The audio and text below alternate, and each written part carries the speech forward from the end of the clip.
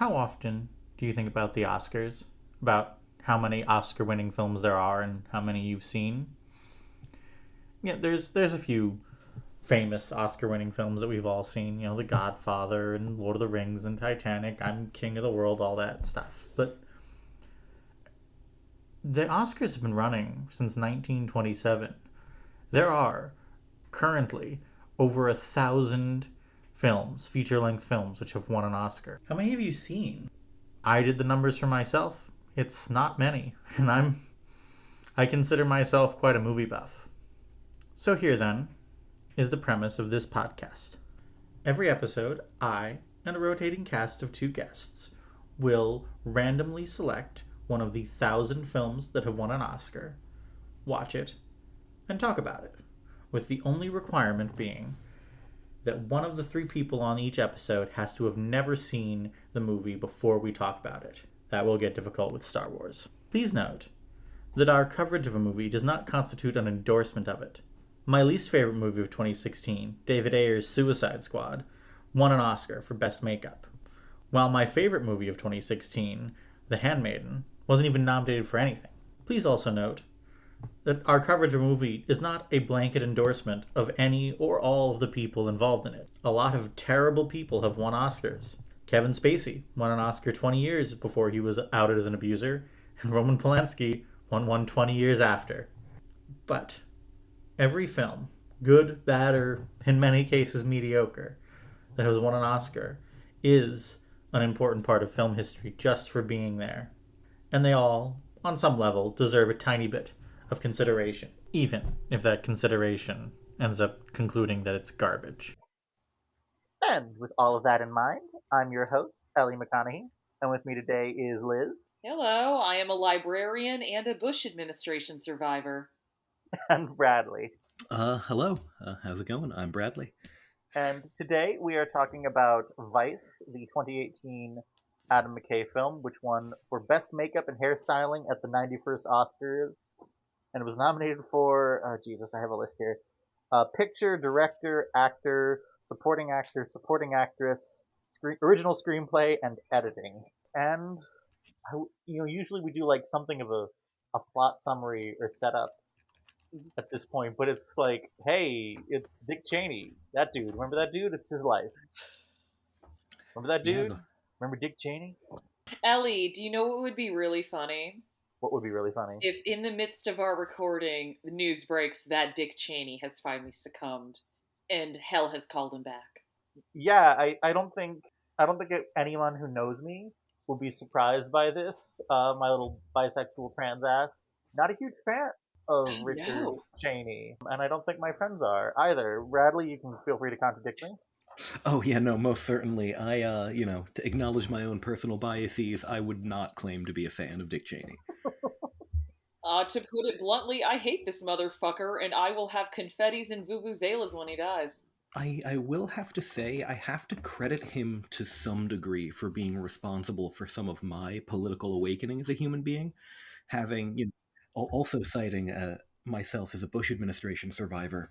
Definitely watching the career and the life and times of Dick Cheney unfolding in real time as a human being changed how I view this world, I would say. Hmm. I think that's a really good point. I think there are a lot of people, I'm assuming we were all within the same age group of mid to late-ish 30s, and the Bush administration, 9/11, the Iraq War, was an incredibly formative time for all of our political opinions.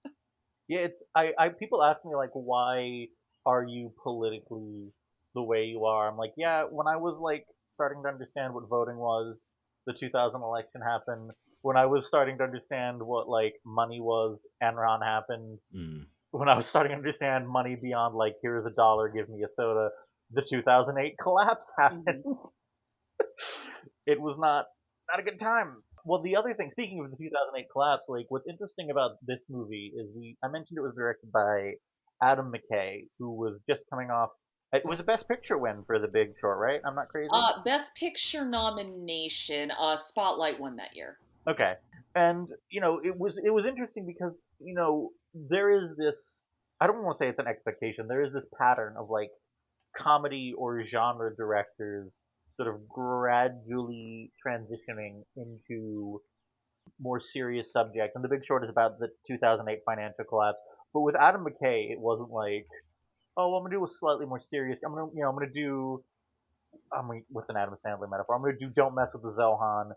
Then I'm gonna do like funny people, and then I'm gonna do like Uncut Gems. No, he was like one day he was doing Anchorman 2, the next day he was doing The Big Short.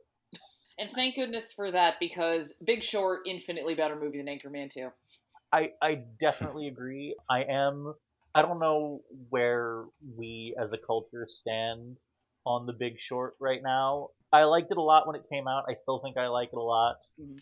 Well, it falls. The biggest critique I hear of The Big Short, and this will come into Vice and Don't Look Up, is there are people, even people on the left, I hear going, "Oh, it's not subtle at all. It beats you over the head with everything." And to that, I ask, well, what's wrong with that? This is Mm. Hollywood. This is a very capitalist landscape. Why can't we have a director beat us over the head with even something vaguely left of center? I'm sorry if like Christian conservative films can be as blunt, be as subtle as a sledgehammer. Why can't we? Mm. Absolutely, and definitely dealing with the medium of film, where it's so easy for things to end up misinterpreted for years and to develop legacies entirely contrary to what they were trying to say. Having something that just says, "I am about this guy. I do not like this guy." It is refreshing. It's kind of nice to Mhm. just know what I'm being told. Yeah. I do think that like I don't want to say subtlety is overrated, but like I don't know. My favorite movie of the year is I Saw the TV Glow, which is about as subtle about its point as a sledgehammer. Mm. Um, we just saw. I will try to not talk about that movie. We just saw it again last night.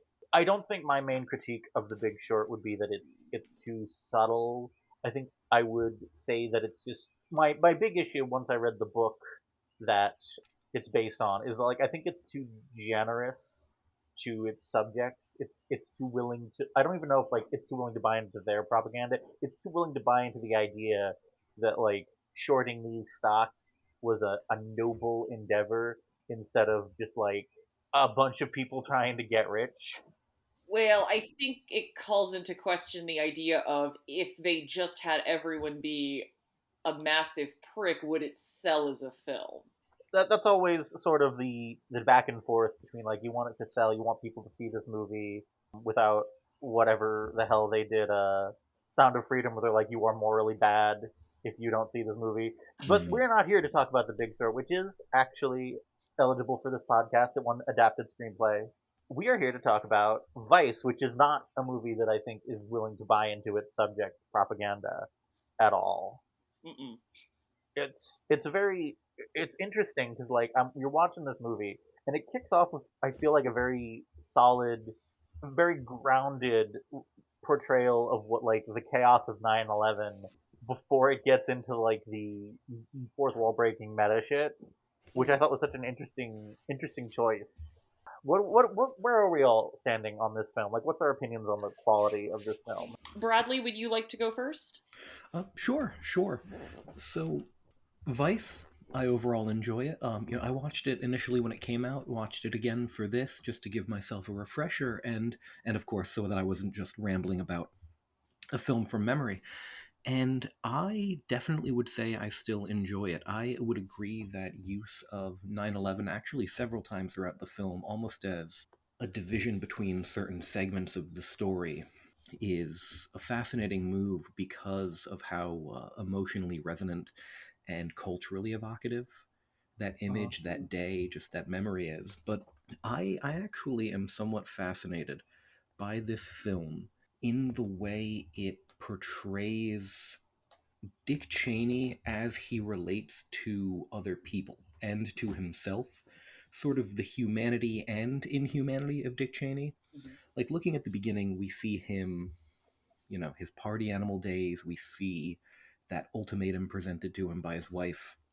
And I think it's interesting to look at something that starts off with this is a flawed human being, and then near the end has the character himself deliver a monologue to us saying, "Hey, I regret nothing that I did.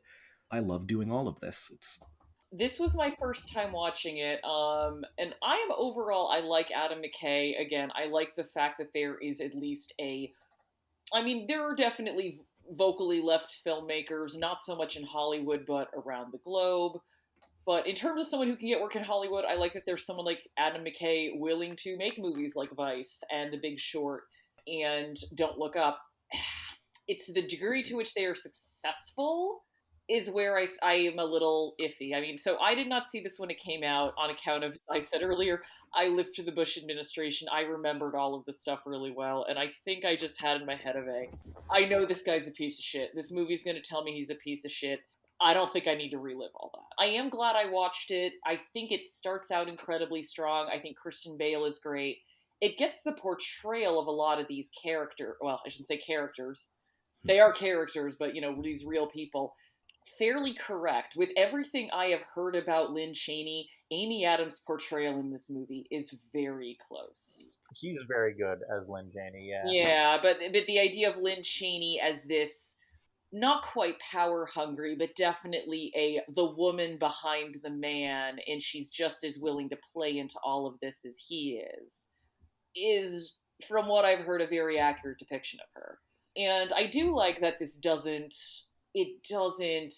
buy into the idea of, well, he was a noble Republican back when Republicans were good. No, they weren't good.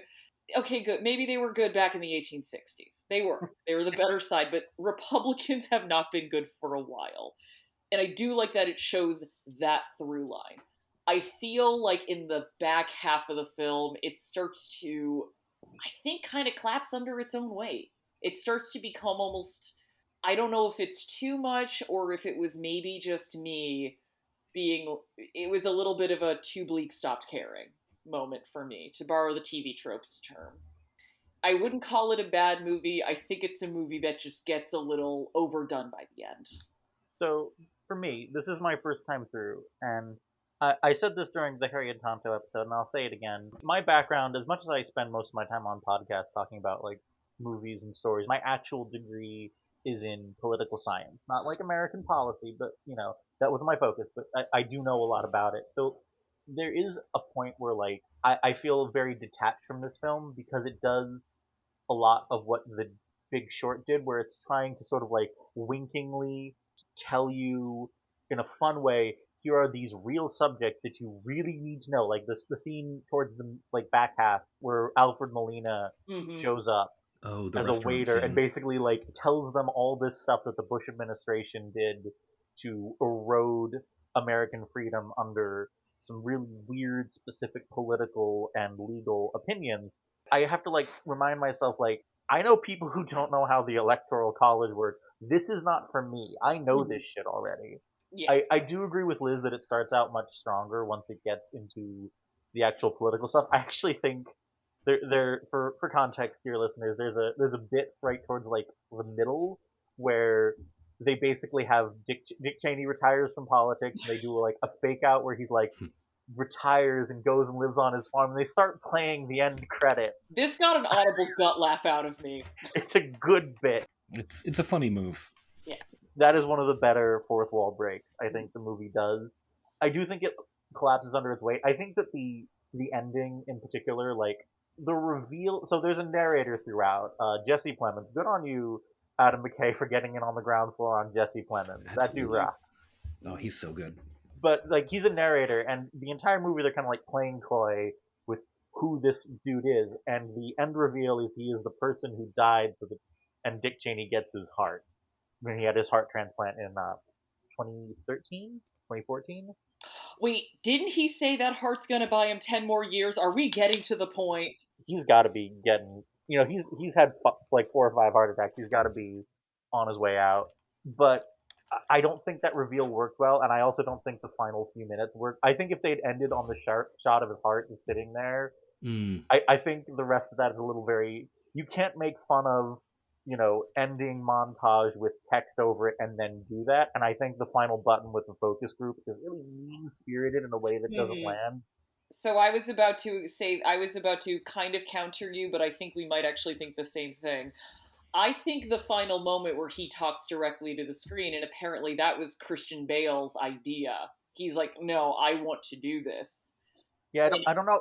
I like that conceptually. Mhm. I don't know if it works 100%, but I like that it's willing to be like, no, yes, he did horrific monster things, and maybe we don't know him. I don't know the intricacies of Richard Cheney's soul, but he's never given any indication he's well, sorry but for what the he did. reason I like that because it leaves it up to you to wonder, man, does Dick Cheney actually think this, or is he just kind of saying, listen, you plebes, you'll buy this if I tell this to you, which that is my read on it. I think Dick Cheney is not concerned about the American people or the Republic. He's concerned with power.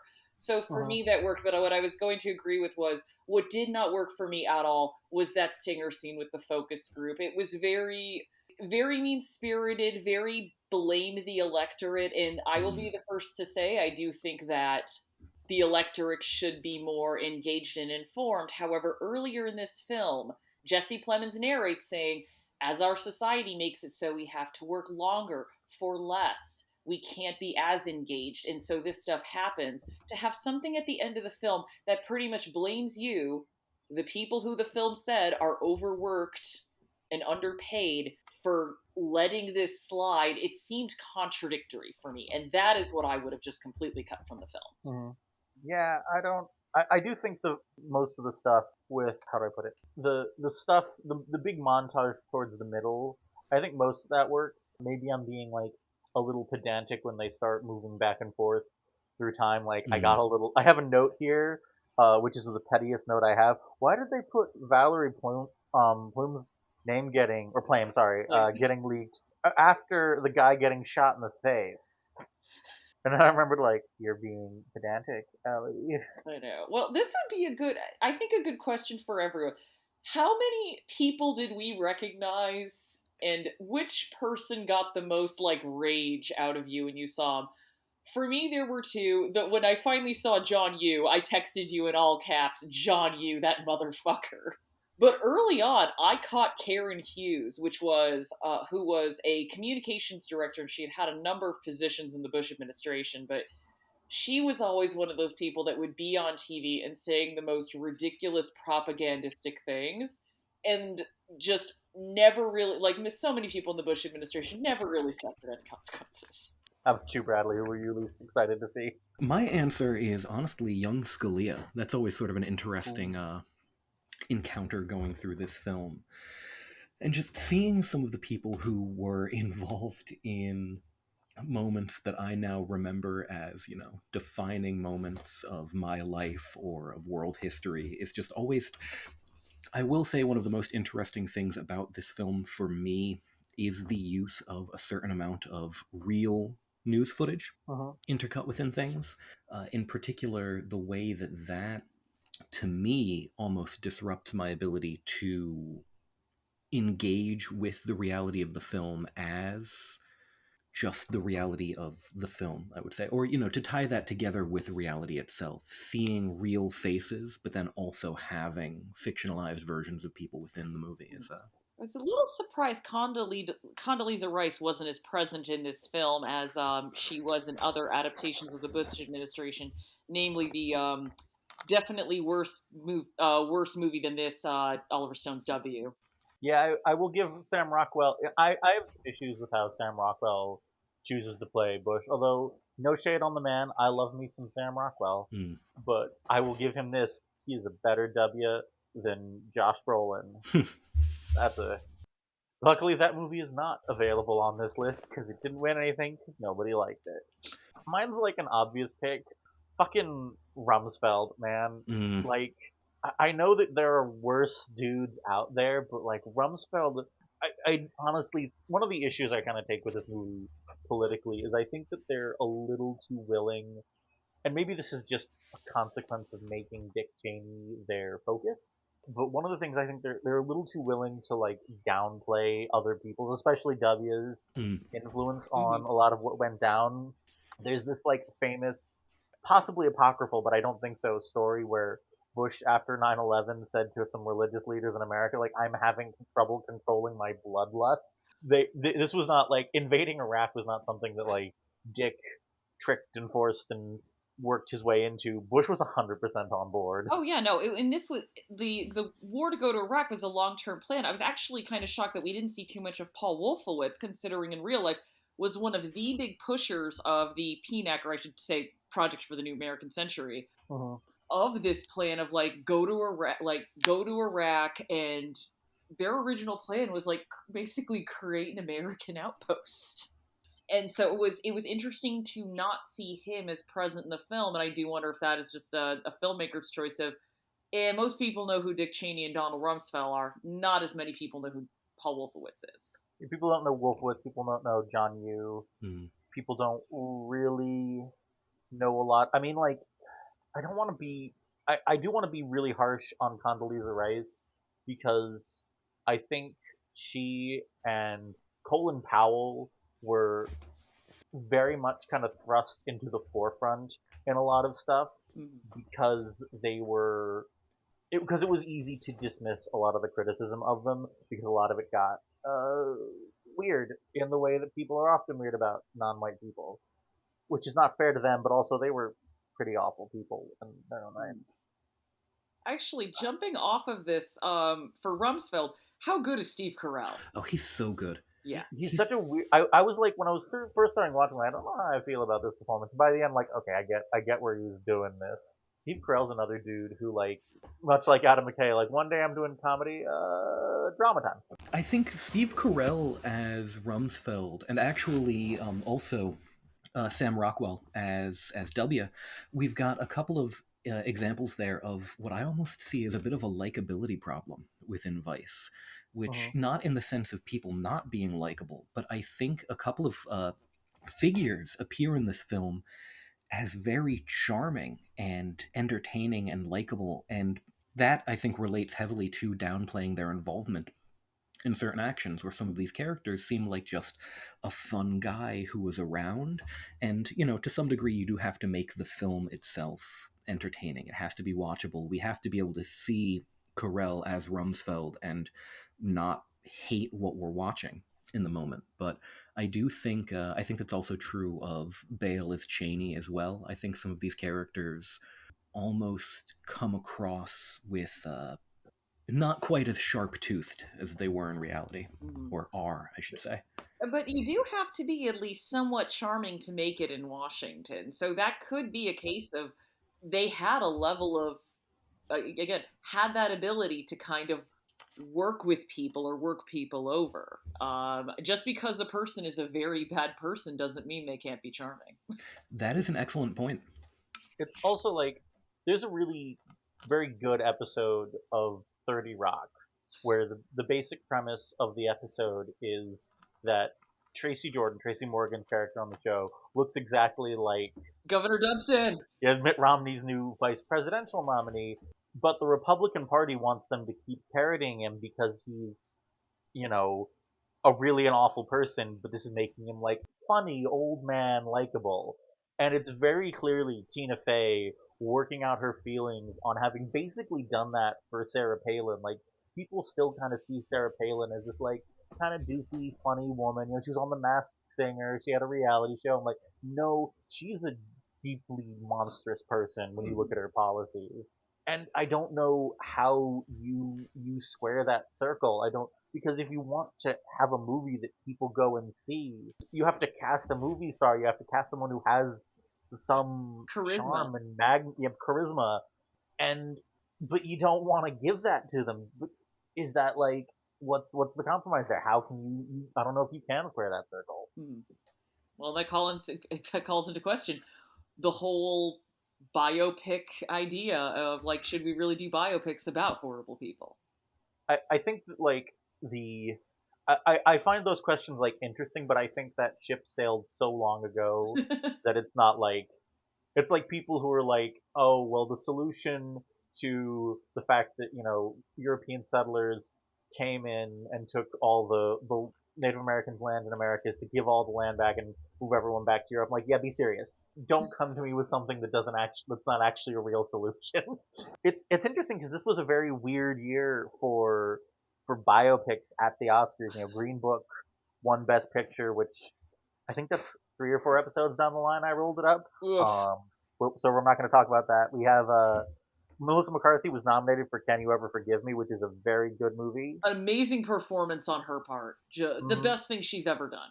We had movies like that, or like Black Klansman, which are trying to be like somewhat realistic to the events, and then we also had like The Favorite, which was completely disconnected from the actual events. Well, not completely, but mostly disconnected from the actual events, in the interest of telling a story about love and power and how those two things like intersect and work around each other. And we had Bohemian Rhapsody, which is a movie. And also, like, one of the movies this movie beat for its Oscar for Best Makeup and Hairstyling is Mary Queen of Scots, which is a terrible movie. Don't just trust me on that. And it's interesting just to like look at this spread and see like all these different approaches, both successful and yes, very unsuccessful, to like approach famous people and translate them into a 3 act film. I mean, I would say of the nominees. Well, also, would you say Roma counts because it's autobiographical or somewhat autobiographical? I would Okay, not put that as a, because like that's opening up a, how you want to count like this or that. No, I'm not going to okay. count Roma. But of the quote unquote biopics, like, or the films based on real people and subjects, I mean, Black Klansman, I think, is heads and tails above anything else. Well, Favorite is good too, but again, The Favorite is barely real.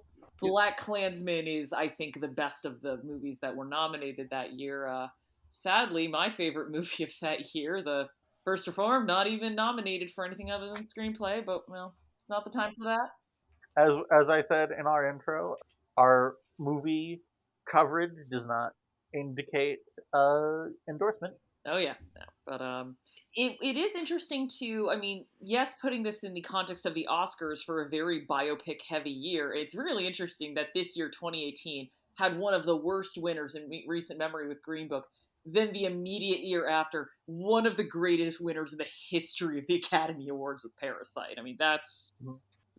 that's interesting to see back to back. But in the context of politics at the time, we're about 2 years into the Trump administration, and look, 20, 25 years from now, there'll be people doing a podcast about a biopic movie about, I don't know, Mike Pence, and they'll be saying Trump administration survivor. But we were at the time where the Bush administration was starting to get rehabilitated by a lot of people in the mainstream press of this. Well, they weren't as bad. They were honorable Republicans, and it was a complete whitewashing of the history and of the things they did. So, for whatever faults I found with Vice, I am glad that this movie existed and that at least something was there to go, no, no, no. I don't care if Michelle Obama gave George W. Bush a candy or Dick Cheney stepped out of the public eye.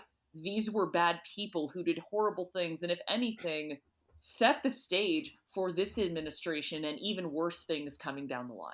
Yeah, it's interesting. Like when I was growing up, and up until like I want to say I was like 18 or 19, my dad had a basically had a constantly updating collection of Doonesbury cartoons. If you want to know why I am the way that I am, that's one of the reasons. And I used to like go read them because you read cartoons. And even like into high school, I found them interesting. And one of the things that sort of struck me is that like every time there's a new administration, like the one behind it kind of gets like whitewashed. Mhm. Like people used to say like Reagan was better than Bush, but like into 93 and 94, there were still people who were like, what the fuck are you talking about? Reagan committed treason. How come we're not doing anything about this?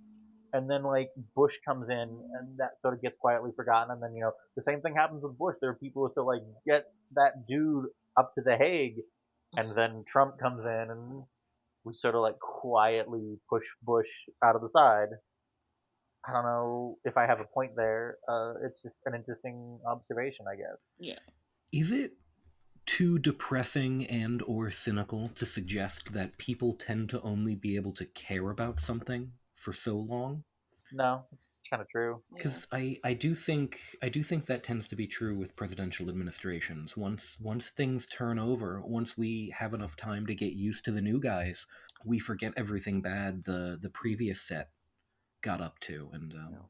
Well, going back to I saw the TV Glow, this idea of the dangers of nostalgia, of kind of looking at the past with rose-colored glasses, and that's something we can't afford to do. And I don't know if it is something that is. I don't think it's unique to America, but It's definitely not. yeah, but I'm researching a program for my library about Pedro Almodovar right now, and he's talking a lot about Franco's impact on Spain and just how long term that has been, and how it's still something in the cultural milieu and in just the general societal conversation. I'm like, I don't even know if we have that conversation about Nixon, let alone someone earlier.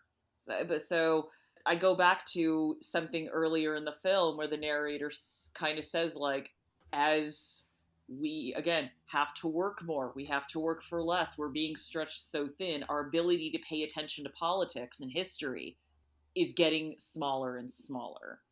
So I wonder if that plays into it, but as with so many things, it is likely multiple factors. Right, and kind of like part of the point of this podcast, I feel like, if you pin me to the wall and made me tell you, would be like understanding, not just like we trying to like look at the Oscars not just as like this once a year thing, but like using it kind of as a snapshot to to where we were in 2018, that this was one of the movies we were putting up for, like, I gave the list, it was up for a ton of awards, but also like putting it in context with the movies that it lost to, like Green Book or Bohemian Rhapsody, just like where we were, where, because 28, I know it's only 2024, I know it was only 6 years ago, but it feels like a billion years, and not just because COVID. Like, I don't remember what 2018 felt like, other than just like usual shit. So I would say I think it's interesting to compare Vice losing to Green Book. Like, Green Book winning Best Picture is very similar to Crash winning Best Picture, which is Mhm. just a very milk toast. Can't we all just get along without addressing any real structural or systemic problems? But I think the better thing to look at is another film that did end up winning an Oscar, in terms of the contrast, which is Black Klansman versus Green Book. I think, if anything, the better thing to compare it to in terms of the biopic is Bohemian Rhapsody, because, I mean, having seen Bohemian Rhapsody, ugh, and having seen this, I think Bale should have won hands down for actor. And look, Rami Malek tries, but that script is so bad. Versus this, at least, is a pretty good script. I think any of the other actors would have been a better pick than Rami Malek. I don't want to go too far into Bohemian Rhapsody. Yeah, we shouldn't. I don't want to go too far into Green Book because, me knowing our upcoming schedule, it's very close. But I am gonna say, like, you say that Green Book and Crash are both can't we all just get along kind of movies. I'm not gonna spoil it. My opinion's on Crash, but I think you're being too generous to Crash there. I would actually agree with that. Yeah, no, I was about to say there's other. I mean, Crash is really more nihilistic. It's everyone's racist, but It's we're not gonna. yeah, No, but no, like, I do want to put it in context of like the other movies that it lost to, because there was, I think that you look at the what I will admit to you, dear listeners, I use Wikipedia from a lot of my Oscar, like, who won what, because most I need but a list, and it's like on the left side of this Wikipedia page, it's Green Book, Bohemian Rhapsody, Green Book. On the right side, like Roma, The Favorite, If Beale Street Could Talk, Black Klansman. Like, wow, that's the whole Oscar night there, right there. It's just an interesting movie in an interesting spot. But let's, if we stop talking about it as a political, what do we think of it? Like, strip the politics out of it and like talk about it like it's a fictional. Well, can't I don't know if you can. yeah. You can, I was about to say how. Dick Cheney is still currently alive.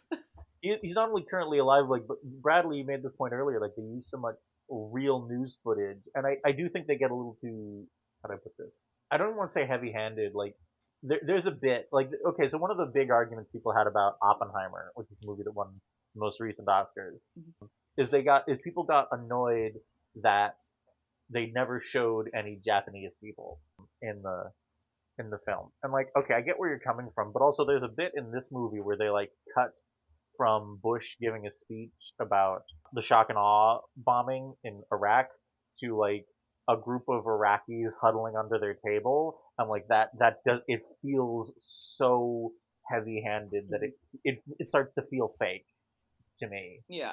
Well, I believe the difference is Nolan expects his audience to have maybe read a book or two. And also, the larger thing is, you know, this is going to come as a shock to certain extremely online people, but the United States did not care about the civilians of Japan. And Nope. the movie portrayed that accurately. Also, Nolan doesn't really tend to do gore that much. He really does shy away from it. I think the only thing I can think of in any memory of watching Nolan's films is The Dark Knight. But back to my main point. Christopher Nolan expects his audience has read a book or two, so it's like, well, yes, we may not see this, but we know what happened anyway, and we don't need to add any more time to this. Adam McKay is no, I'm gonna show and tell and tell and show. Oh, I was just gonna say, yeah, there's like a little bit of blood in the Prestige, maybe, but comparing the two, certainly, I love what you're saying about the comparison between Nolan expecting people to come in with knowledge and McKay not. And I would almost argue that Adam McKay might prefer people to come in without much knowledge about what he's talking about, because I think he clearly does have an ideological standpoint he's coming from, and I think he wants to put certain things across, and having almost a blank slate that he can say, this is the argument I want to present to you, this is the understanding I want to create in order to enforce that argument is, I think I would, I couldn't really say, oh, I'm sure this is how he's thinking about it, but that feels like it's part of his approach. Oh yeah, I mean, his following film, Don't Look Up, I would argue is even more politically in your face than this one is, and that's saying something. But again, I'm with you. I appreciate that there is at least one director who is getting money and funds to make these movies, who is willing to just say, no, I'm going to tell you exactly what I think.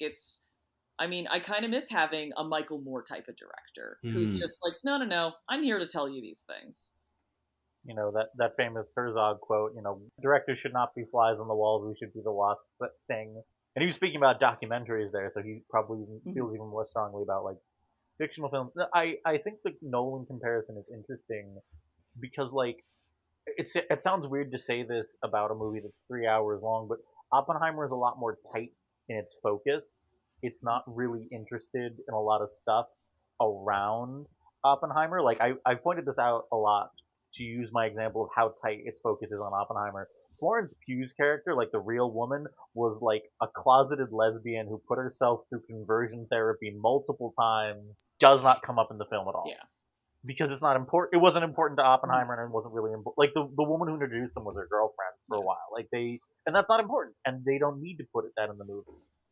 Whereas I think Adam McKay's background in comedy sort of lends into a much more direct approach. Like you cannot be that subtle with a joke, and certainly like his first movie that he directed was Anchorman, which is not a subtle chuckle movie. It is a very overt, very loud, very in your face comedy. It took him, I like the other guys for a couple of jokes. I never saw Anchorman 2. I don't think any of his other movies are as good as comedies are as good as Anchorman. But in fairness, I haven't revisited it since. He also wrote Talladega Nights, which I directed unabashedly, Talladega Nights. I love that movie. That movie's great. He directed Talladega Nights. I had it in my head that he's only directed 3 films. Maybe I'm wrong. Directed Anchorman, as well as like a short film, another Ron Burgundy movie, Talladega Nights, Step Brothers, The Other Guys, Anchorman 2, The Big Short, Vice, and Don't Look Up. Oh. And he wrote The Campaign, which I don't think I've ever seen. No, we saw it together. It's extremely forgettable. Yeah, I was gonna say, if you've seen The Campaign and don't recall seeing it, that's not surprising. Get Hard, which I definitely haven't seen. He wrote Ant-Man? Okay, is this like... Wait, hold up, let me look. He was one of the writers for Ant-Man. So there are 4 credited writers on Ant-Man. Yeah. Who knows what wrote means in that context. I have a lot of issues with Don't Look Up. which I'm not going to get into here Because because it didn't win anything. it's not I mean, not even that. It's not really relevant to anything. I don't think any of my issues that I have with Up are issues that I have with Vice. I think they're separate issues. I think we've really I would say we've gotten off topic, but what's the topic? Oh, Vice. Except Vice. Well, I was going to ask, what did we think of the Mary Cheney stuff in the film? Because I thought that gave us some of the best scenes. I actually thought that scene where she, Allison Pill, who's great in this, talking to her parents, and you can, I mean, again, credit to Allison Pill, you can tell how scared this, I think at the time she's 17, 18-year-old, is to tell her parents this. Mm-hmm. And it was interesting to see the two different reactions. You have Dick Cheney, and I guess this might be the one credit I could ever give him as a human being, who just is like, well, you're my kid and I love you. But then you have Lynn, and again, going back to what I said earlier, from everything I've heard about Lynn Cheney, this tracks. Hers was, oh, this is going to create some difficulty. But, and then later kind of showing Liz Cheney, who, again, let's not rehab the Cheney name. Liz Cheney is someone who gets good press for not liking Trump, despite the fact that she supports everything in Project 2025. She just doesn't like Trump because he's rude. Throwing her own sister and her own sister's life under the bus just so she can win a Senate seat, and so the Cheney name can remain viable, which, my goodness, you could have ended the movie there as well. Yeah, I'm kind of like of two minds about the Cheney stuff because I don't know how accurate this is because I don't know the inner workings of Dick Cheney's soul, but like when they are talking about Dick running for president at the end of the Reagan administration, or is it at the end of the first Bush administration, like 92? I don't remember. It's not important. The reason they give that Dick Cheney backed out of political life is that his Republican opponents would go after Mary Cheney and or not Liz Cheney. No, Mary. It was Mary. Okay, I had it right. I'm not crazy. I was like, wait, which one is it? I don't. I feel like again. I feel like that's just you're a little bit too close to like. I would if I was gonna put that beat in this movie, I would frame it more like, okay, we can't do it, we're fucked, as opposed to the way the movie plays it, which is we don't want to do that to Mary. So, from what I've read, there is at least a grain of truth to that. And I don't know how much of it was protecting Mary, but again, a thing to keep in mind, even the worst people on earth have people they love and people they care about. It's interesting. I am of two minds about that. I do like the scene where Mary comes out. I think it's a rare moment of humanity. Mhm. And I think it's good to remember that, like, as monstrous as Dick Cheney was, he was a human being. I'm sorry I interrupted. Well, but I was saying, the reason I am okay with the way they played it in the movie is because they bring that back later in that idea of that maybe sliver of humanity he may have had to be like, nope, keep my kid out of this, is gone now because it's like, well, my other daughter can keep the Cheney name in somewhat power, and there is also some accuracy discrepancies around like, did Dick Cheney give the blessing? But I just kind of look at that and I'm like, even if he said nothing to Liz Cheney behind closed doors, isn't that somewhat of an endorsement of what she did? And I do know it is documented that Mary Cheney had a fairly public falling out with her sister. That is not something that the film made up. I think they have reconciled now, but Mary was understandably and deservedly just furious at Liz. And again, can you blame her? But I find that to be a good addition because I feel that McKay put that in there to show the last ounce of humanity this man had is gone. Mm-hmm. Sort of tangential to that, kind of, revolving around it. I'm curious throughout this film what Adam McKay's understanding or belief is about Dick Cheney's beliefs, I should say. What does he think Dick Cheney believes? One of my favorite exchanges in the film is between Rumsfeld and Cheney, where Dick Cheney asks very bluntly, what do we believe? What is our ideology? What is the belief system behind our party? And Rumsfeld, of course, laughs at him. And I think that paired with everything that we see about Dick Cheney, his, how he feels about his daughter, how he initially we see him in the film drawn towards the Republican Party because he sees Rumsfeld as charismatic and powerful, not because he actually sees anything that he agrees with immediately. And Liz, earlier you mentioned the idea of Dick Cheney being someone who only primarily cares about power, seizing and holding on to power. So it does feel like, at the very least, within this film, it's hard to make judgments about reality, but within this film, Dick Cheney is absolutely a man who believes whatever will get him towards power. So I will say it's interesting to look at that question of, while the film does suggest that they're trying to protect their daughter there, is this a power thing? Is this the thing that could damage our claim to power here more than anything? And I mean, it's not just not to get just into the political weeds now. That is not something that is unique to Dick Cheney. Let's just say there was another person running in 2016 who we have not brought up, but is mentioned by name in the film, who you could argue everything this woman did, every position she took, every job she took, was just to put herself to the point where she could be the first woman president, and it did not work out for her.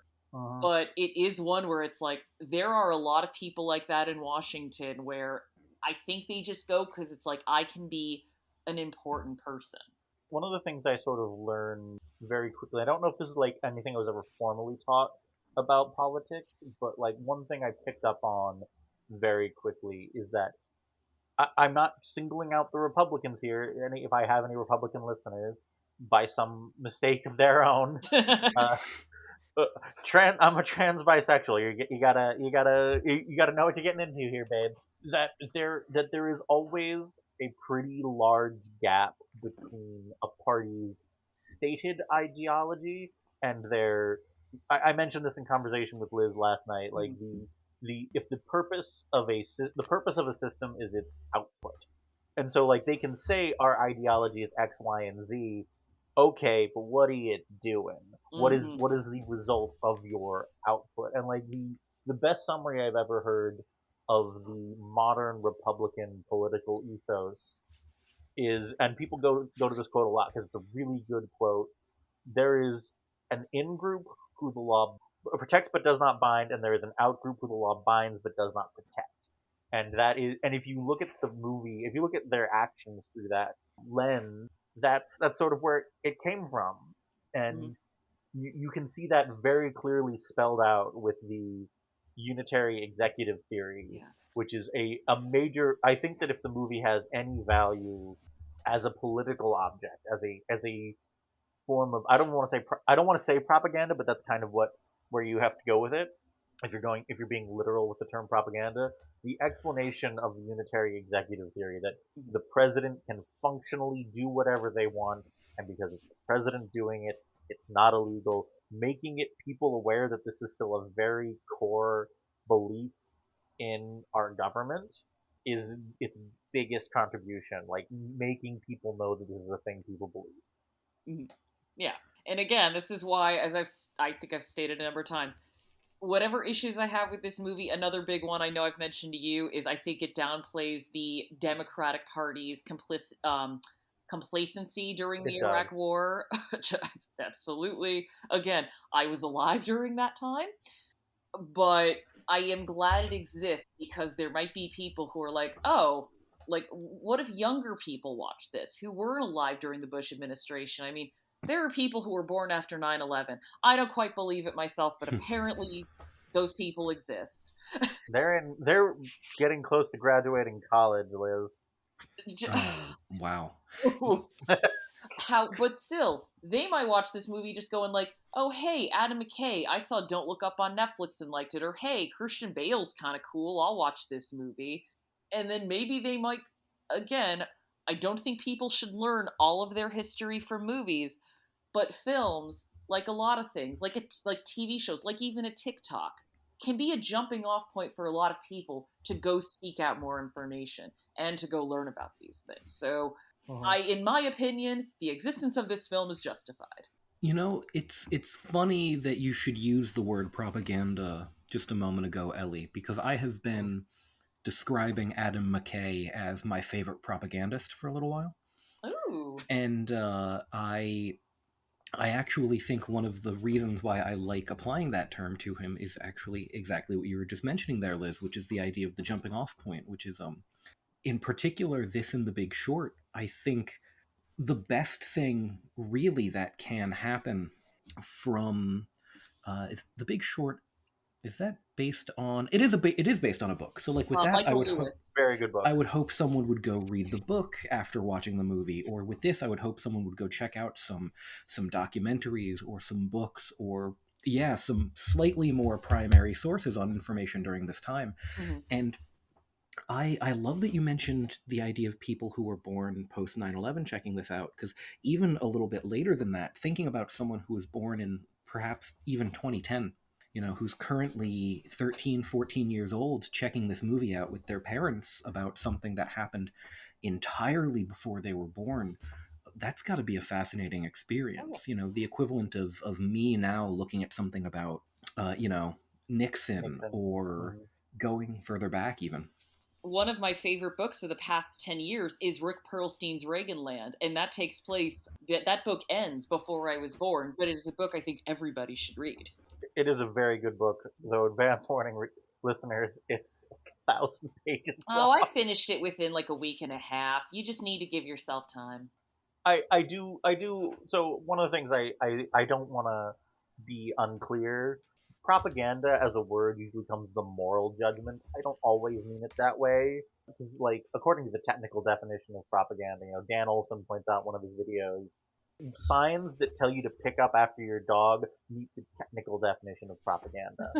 But to go to what was Bradley was saying, like, there were movies that were more serious, more information based, more direct. They're about the 2008 financial collapse. Off the top of my head, there's a very good drama, Margin Call from like 2014. Oh, I really like that one. Yeah. And there's also a very good documentary from like 2010, Too Big to Fail. Like, I knew what had happened in the 2008 financial collapse.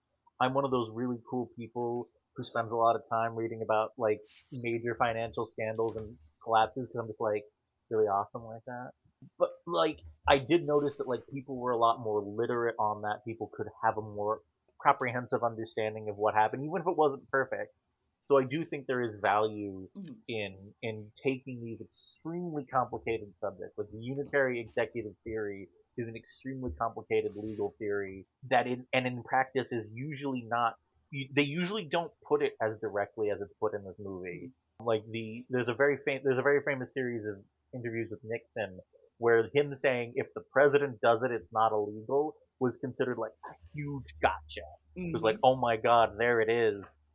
And now we don't. Now there are people who believe. I think that making it clear, like to people who aren't me, who don't spend their time thinking and reading about politics, is an incredibly valuable thing. And whatever my issues with the movie on an artistic level, I do have them. I think that's helpful. I think that is a useful thing. Was this movie like a hit? I believe it made enough money to break even. $75 million is not nothing for an R-rated drama. It was against the $60 million budget, so not really, but Oh, so fun little fact about this movie. Every year I go to Camped on Waters, which is held in Kent, Connecticut. I can't tell you about my job at all, but I can tell you what I do in my spare time. And there's a library book sale the weekend we go there. And there were a couple of for-your consideration scripts there. So that Academy voter must live there. Vice was one of the scripts, so I did pick it up and read it. Just a fun little aside. Yeah, it's a decent script. Yeah. Before we go, I guess we should talk about it. The only thing it was nominated for a ton of stuff. The only thing it won for was makeup and hairstyling. How do we feel about the makeup and hairstyling in this film? I mean, it's great, although didn't Christian Bale also gain a lot of weight for this? He does that. Yeah, that's the classic Christian Bale move. It beat out Mary Queen of Scots, which I'm sorry, it's a terrible movie. for actually a lot of the reasons why I think this one is better. I don't think it really has an interest in staking a claim on its central conflict, like in having a position, which means that a lot of stuff just doesn't really land. And something called Border, which I've never. Border is, I have not watched the film, but I believe it is the same director who directed Let the Right One In, or potentially the same writer. I just heard that there was something in it that was there was a plot point in it, and I'm like, I just don't know if I want to watch a movie that involves that. But of course, that does not mean that it didn't deserve to be nominated for makeup. It's just I had interest, and then I learned about a plot point. And I'm like, oh no. You are extremely close. It is not. It is based on a book by the same person who wrote the book that Let the Right One is. Let the Right One In, incidentally, listeners, is probably my single favorite vampire movie of all time. It's a great film. It's an amazing film. And God, that final pool, not to get off topic, God, that pool scene at the end of that movie is just impeccably shot, impeccably made. What a perfect scene. Thelma, Let the Right One In. Weird Nordic set horror movies with iconic pool sequences. So go ahead about makeup and hairstyling. I was curious about your thoughts, both of you. I mean, I would say deserved. Makeup is always such a strange category because usually, much like sound and it's usually the most ends up winning. Although usually I would actually the Academy does have a bias towards period pieces, but in this case, I think they made the right call. Although having seen some of the facial work for Border, I'm like, that probably should have won. However, I just think a lot of Academy voters didn't see it. So, but they're like, I saw Vice. I'll check for Vice. I mean, as Christian Bale himself said, he had to call upon the Lord of Darkness himself to help him get into character, so maybe that helped with the makeup win. Maybe. Yeah, looking at it, I definitely, especially after looking at the lists of awards, I spent a lot of time on this most recent rewatch of Vice just staring at Christian Bale's hairline. I was really trying to see if I could find anything, and I am far from an expert on hair and makeup, but from my perspective, even just kind of focusing on that for one viewing, I really thought they did a good job with it. In particular, the fact that you can track where you are in your timeline by actually looking at Dick Cheney's hair. I mean, really specifically, you can see as he loses color, as his hairline retreats. Mm-hmm. So when they start playing around a little bit more with the timeline, we start stepping back, stepping forward. It's very, very nice to be able to just look at someone's head and say, okay, we just jump back 5 years or something along those lines. I had the same feelings as to why The Eyes of Tammy Faye deserved its makeup win, because I'm like, you can tell what decade we're in based on how much eye makeup Tammy Faye is wearing. One day we'll talk about The Eyes of Tammy Faye. I will say that its makeup and hairstyling is not the win I have an issue with.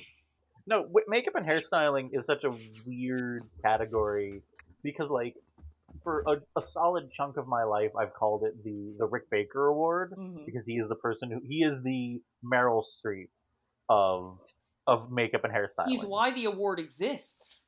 So, yeah, the first movie that ever won officially. There were a couple of movies that got, like, how do I put this, non-competitive, like honorary. Like Planet of the Apes, I think, is either the first or the second one that got one of those. Basically for being like, hey, this was really fucking cool, dude. Have an honorary Oscar. But the first one to ever officially win was An American Werewolf in London. And it goes back and forth. Like, costuming usually goes to period piece, but like, it goes back and forth between stuff like, I'm looking at the list now, American Werewolf in London, Quest for Fire, The Fly, Harry and the Henderson. And then you got like Amadeus or Driving Miss Daisy. Oh man, though that award does mean that Dick Tracy is available for this podcast. Yay.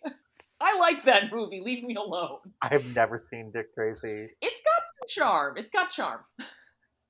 Yeah, I think I definitely agree with Bradley that I think that, if I'm gonna talk about using it as an example, as a filmic tell, using it to be able to tell where we are in the timeline when they start cutting back and forth, it's very good for that.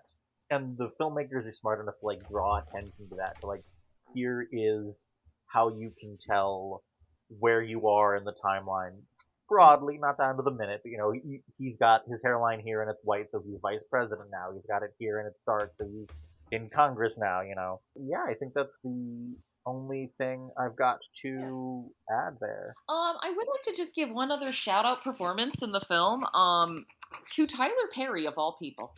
Yes. Yeah, Yes. he is an enigma to me because whenever he is acting in his own work, it's awful. But you have him in this. You have him in Gone Girl. He's fantastic in Gone He's Girl. so good in Gone Girl. He's so good in Gone Girl. Even in something like that Ninja Turtles movie where he's kind of hamming it up. You're like, is he like Bebop or Rocksteady or something, right? He's one of, I don't know, I haven't watched those movies. Fair. I'm old enough to remember the theme song to the animated Teenage Mutant Ninja Turtles. I looked at those new ones and I'm like, yeah, nope, not for me. Although Mutant Mayhem was a lot of fun. But my point is, like, he's so good whenever he's in work that's not his. And he's also good in Don't Look Up, I think. I think he's fine there. So it is one where it's like, Tyler, why are you not just going to work with other people? Why do you continue to make your own awful films? I gained an interesting appreciation for Tyler Perry a while ago when I read a number of his stage plays, finding out that almost the reason why his style is the way it is because most of those stories are written for stage, and then they're just very odd adaptations. It's a total aside, but Tyler Perry's a fascinating man. Yeah, but he's good in this movie. I was watching really it and I'm like, oh, this is Gone Girl wasn't a fluke then. Look at that. He can act. I do think that Tyler Perry is extremely good in this and exceptional in Gone Girl. No matter what, I can't get over the Tyler Perry episode of Atlanta. Yeah. Which is genuinely one of the most like mean-spirited and frankly, as far as I can tell, extremely accurate parodies of a real life person. I don't want to I don't want to speak for Childish Gambino. I don't know the inner workings of his soul. Based on that episode, he hates Tyler Perry. He does seem to. Yeah, I think that's about where we can call it. Do either of y'all have any projects or social media you want to plug? Okay. I would just say so. I am a librarian. I am not going to say where I work. However, I would just like to tell people support your local libraries, support intellectual freedom if you can, and it is usually a very low commitment position. Run for a library trustee for the library in your town because that is a surefire way to make sure that books, that films, and that stories and the access to these stories are going to be protected. Library trustee meetings are usually once a month and they're about an hour and a half, and they're usually after work hours. So I would just encourage you, if you can, make time to do that, or at the very least, donate to your local library. All right, excellent. Bradley? I don't have anything to plug myself, but I just want to say to anyone listening, keep checking movies out. Watch weird stuff. Watch something that you think you're going to hate. Might be a good time. Get out more. See a fucked up movie. Yeah, Absolutely. Go to a theater.